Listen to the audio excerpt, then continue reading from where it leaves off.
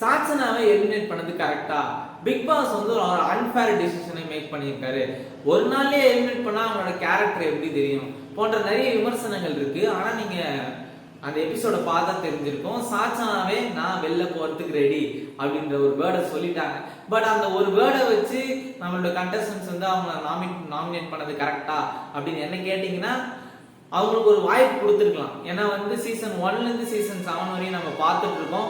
Young கண்டஸ்டன்ட்டை big pass வந்து அவ்வளோ utilise பண்ணிக்கலன்னு தான் நான் நினைக்கிறேன். அவங்களுக்கு அவ்வளோ பெரிய ஐடியாலஜி இல்லைன்றதுக்காக பண்றாங்களா, இல்லை அவங்களோட கெப்பாசிட்டியை ரொம்ப அண்டர் எஸ்டிமேட் பண்றாங்களான்றது தெரியல. ஆனா எல்லா யங் கண்டஸ்டன்ட்ஸையும் பிக் பாஸ் வந்து ரொம்ப அண்டர் எஸ்டிமேட் பண்றாங்க, ஓப்பனாவே சொல்லணும்னா.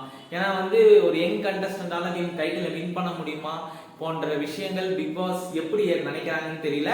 சஞ்சனாவை பிக் பாஸ் விட்டு வெளியேற்றிட்டாங்க. டே 1லயே வந்து சாச்சனாவை வந்து வெளியேற்றிட்டாங்க. இது வந்து எனக்கு தெரிஞ்சு அவங்களே போய் மாட்டிட்டாங்கன்னு தான் அர்த்தம்.